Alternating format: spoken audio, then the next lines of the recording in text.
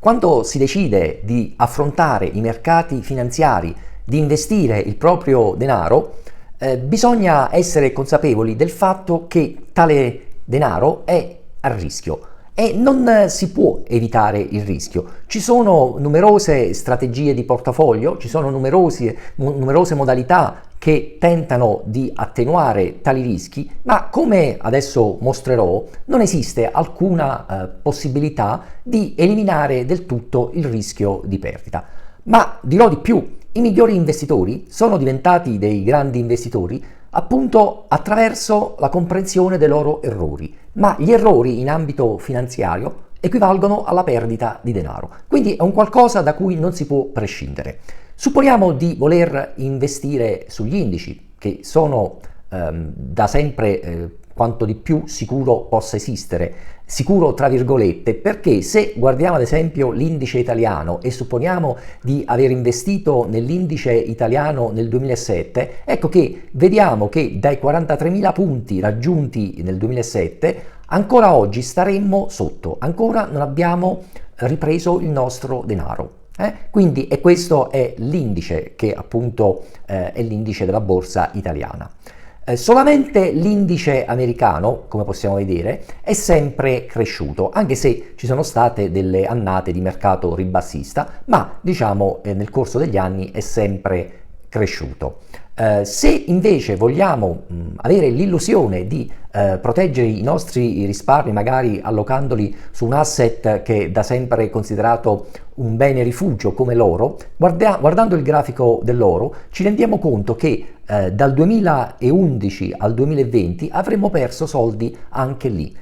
Quindi per riprendere i nostri soldi, se avessimo investito nel 2011, avremmo dovuto aspettare il 2020. Quindi come vedete neanche l'oro, che è da sempre considerato un bene rifugio, si può considerare sicuro. Ma allora cos'è sicuro? Niente, non c'è sicurezza, perché anche lo stesso mercato americano, che fino ad oggi è sempre cresciuto, non è detto che in una situazione di forte crisi sistemica, forte crisi generale, possa restare in una sorta di limbo per diversi anni. E quindi anche lì vedremo i nostri soldi quantomeno bloccati, se non persi.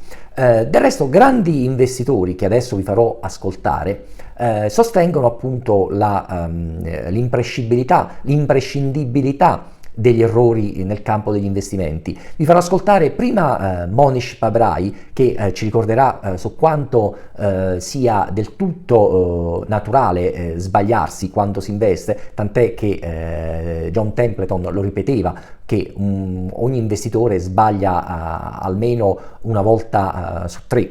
E questo vale per i grandi investitori, ma gli investitori normali direi che sbagliano almeno una volta su due. Quindi Monish Pabrai in questo video ci ricorda come praticamente anche lui sbaglia e continuerà a sbagliare il 40-50% delle volte, ma la cosa importante è che quando invece indovina nell'altro 50% dei casi cerca di guadagnare molto da quelle azioni che appunto ha indovinato.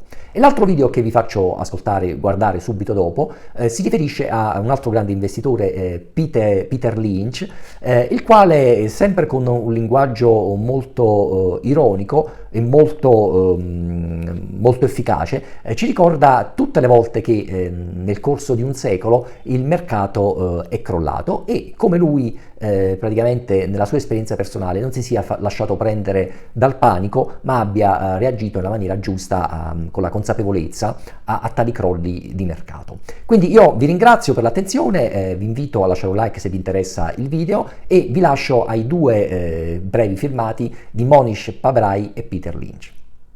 Maybe 90% of the time. And that works. But Templeton said that the best of us will be right only 2 out of 3 times. Even if you're right half the time, you will have a home run.